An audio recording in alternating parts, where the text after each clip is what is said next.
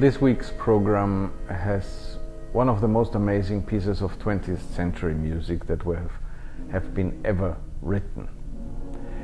I remember a couple of months, a little over a year ago, when the Oregon Symphony went for the very first time to Carnegie Hall. And we played there a program that was very thematic. It was called Music for a Time of War. And what we attempted at that time was to feature music that looks at the idea of war and what war does to us humans from very different angles. And even at that time, I had the idea that one day I must present the War Requiem of Benjamin Britten here to our subscription audience in Portland, Oregon, and now it's time for that. We are talking about a composer, Benjamin Britten, who throughout his life was a very vocal pacifist. Because of his political beliefs and because he was vividly opposed to the war, mainly of course to the World War II, he left his native country and he lived for quite a while in the United States of America, where he created a lot of his work. And the piece that you are going to hear, Britten's War Requiem, is directly linked to the destruction of several sites during World War II.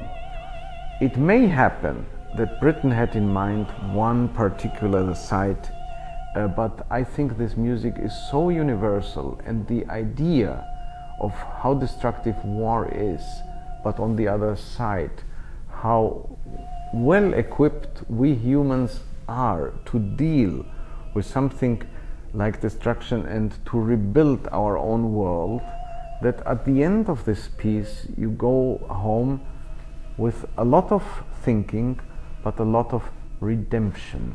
In the end, although the piece speaks in part harshly about the idea of war, and although the music might be on occasion in your face, it's a music that is also soothing at times. And its form is very unusual because Requiem, it's a Latin text, and Benjamin Britten uses that too, but he intersects that with great poetry.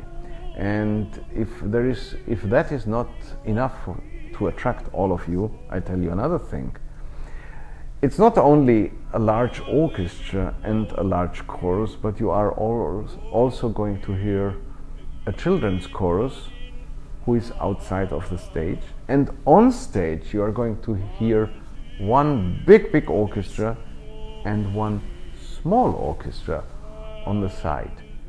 That means that you will not only have things to listen to, you also will have things to watch for.